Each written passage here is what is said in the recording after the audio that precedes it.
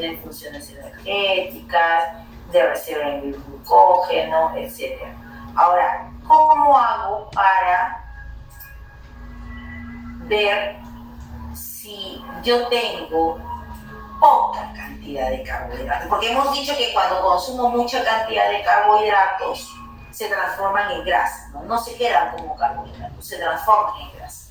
Ahora, ¿qué pasaría más bien caso contrario? Si en vez de tener mucha cantidad de carbohidratos tengo poca cantidad de carbohidratos. De manera también adecuada, podemos indicar que la deficiencia de carbohidratos, ¿sí? La deficiencia de carbohidratos, en este caso, ¿sí?, conlleva a que las grasas que tenemos, que nuestro cuerpo almacena, se metabolicen. Usted dirá, pero está bien, profesora, porque estoy utilizando la grasa como fuente de energía y estoy metabolizándola, entonces va a ser mejor, sí. Pero este proceso de metabolización es anormal. Puede liberarse grasa del tejido adiposo, pero el organismo no lo transforma de manera tan eficaz en energía. Entonces, puedo de repente estar utilizando esas grasas del tejido adiposo, puedo estar utilizando esas grasas del tejido adiposo como fuente de energía y eso está bien, pero el problema es que cuando sucede esto, esa cantidad empieza a ser de manera anormal y el cuerpo ya no puede metabolizar la tanta cantidad de grasa que puede estar siendo liberada. Entonces empiezan a acumularse sustancias, ¿no? Empiezan a acumularse sustancias que son negativas para la salud. Entonces tener cuidado, ¿sí? Tener cuidado. Por un lado, no es bueno pues bastante de carbohidratos, porque si no exagerarías y todo se transformaría en grasa. Pero tampoco no es bueno irse al otro extremo en donde pues diga, bueno, entonces no como carbohidratos y ya, pues si tanto aumentan de peso, ya. Más bien va a tener un efecto también igual de negativo, ¿no? Porque empiezan a metabolizarse las grasas de manera anormal y empiezan a acumular compuestos que no son nada saludables. Entonces, ahí tenemos en relación a las funciones de los carbohidratos. ¿Quedó clara esta parte? Con respecto a las funciones, entonces, por un lado,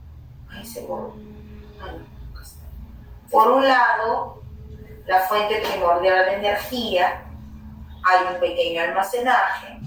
Lamentablemente, en este caso, esta es una persona que no puede ejercer de manera completa, digamos, sus funciones porque empieza el resto pues a transformarse en grasa y pues se acumula, ¿no? Y eso tiene un efecto negativo.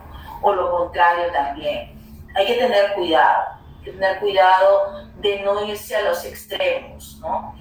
Uno sabe más o menos la cantidad que debe consumir de alimentos, ¿no? Uno sabe más o menos cuánto es, ¿no?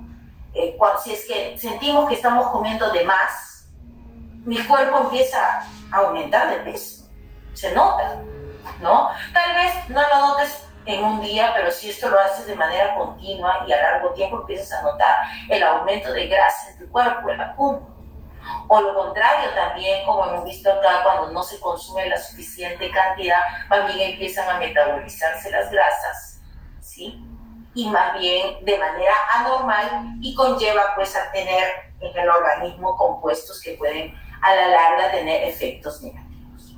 Ahora, o sea, ni uno ni otro. Ahora, además de estos efectos a nivel metabólico, se observa, por ejemplo, cuando no hay consumo adecuado de carbohidratos, también hay fatiga, deshidratación, náuseas, vómitos, inapetencia, disminución de la presión sanguínea, etc.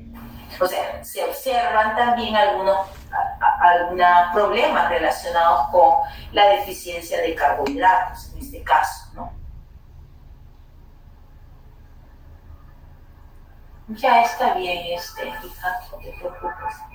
Ya me imaginaba. seguro me he escrito, como estoy no me he escrito, pero no hay ningún problema, ¿sí? Ok, como la clase está grabada, la pueden revisar. Correcto, entonces también evitar cantidades de carbohidratos muy por debajo. Ahora, en el caso de los tipos de carbohidratos, no hay un solo tipo de carbohidratos, ¿sí? Hay varios tipos de carbohidratos, solamente que diferentes, inclusive diferentes tamaños. Queremos verlo desde ese punto de vista, ¿no? Hay los que vemos chiquititos y los que pues son grandes, ¿no? O que son estructuras más grandes, ¿no? Por ejemplo, en el caso de los más pequeños tenemos a los monosacáridos, ¿sí? Disacáridos y de repente tal vez también los oligosacáridos. Estos, por ejemplo, los monosacáridos, mono significa uno, tienen una unidad, ¿no? Disacáridos tienen dos unidades juntas, ¿sí? En el caso de oligosacáridos, son carbohidratos que tienen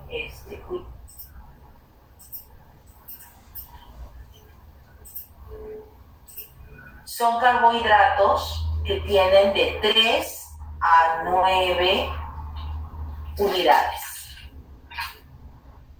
En el caso, por ejemplo, de los polioles o polisacáridos, sobre todo los polisacáridos, que son los más abundantes en la naturaleza, estos pueden tener hasta cientos de unidades. Entonces, mire, tenemos los más chiquitos y también tenemos los más complejos. Dentro de los monosacáridos tenemos a la glucosa, fructosa, la lactosa, y en el caso de los disacáridos, sacarosa, lactosa, maltosa. Luego, los oligosacáridos, maltodextrina, fructooligosacáridos, cumplen, digamos, con este requisito de 3 a 9 unidades. ¿No? Hay algunos otros que los vamos a ir mencionando también, pero estos son, digamos, los más importantes. A nivel de polioles también, ¿no? En este caso, algunos polioles son productos derivados de los propios carbohidratos, ¿no? Por ejemplo, el sorbitol, el maltitol. Maltitol, por ejemplo, es producido en base a la maltosa, ¿no? O el sorbitol, que es producido en base a la fructosa, y así, ¿no? Tenemos otros carbohidratos. Netamente estos carbohidratos de acá que les estoy mencionando, ¿sí? Estos de acá, tienen mayor importancia dentro de lo que es las industrias alimentarias, porque tienen un propósito, por ejemplo, de mantener la humedad del alimento, de repente dar textura, ¿no? Sin necesidad de poder de repente agregar productos que de repente son un poco más costosos. Pero acá igual, la industria lo utiliza y agrega sorbitol, maltitol. Lo que sí es saber de estos polioles es que son considerados aditivos alimentarios. Entonces, ahí se define la cantidad que debe consumirse por kilo de peso o la cantidad que debe consumirse en el día, ¿sí? Ahora, el otro carbohidrato, los otros carbohidratos, ¿sí? Van en función justamente del contenido que hay de almidón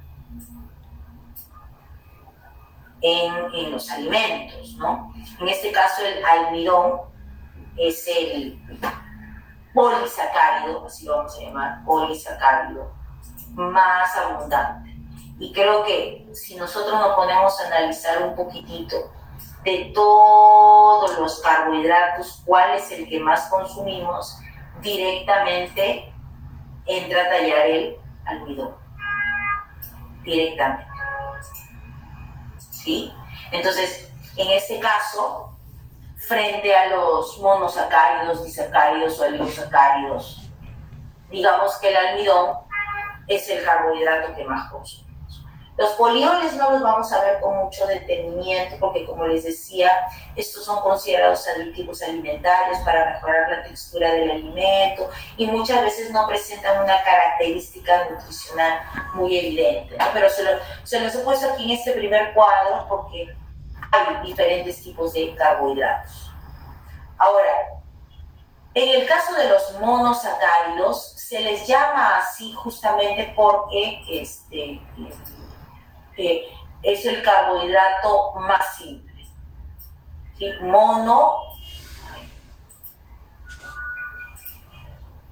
Mono significa uno, o sea que está uno nada más. No pueden subdividirse en otros carbohidratos, pero sí pueden ser la base de la formación de otros carbohidratos. ¿Sí? O sea, ya no pueden dividirse más, eso es la cantidad máxima que pueden subdividirse a uno, pero sí pueden ser utilizados como material, digamos, de formación. O sea, este monosacárido se une a otros monosacáridos y al final va a producir otro carbohidrato. Por eso es la base de la estructura, ¿no? El monosacárido. Ahora, la glucosa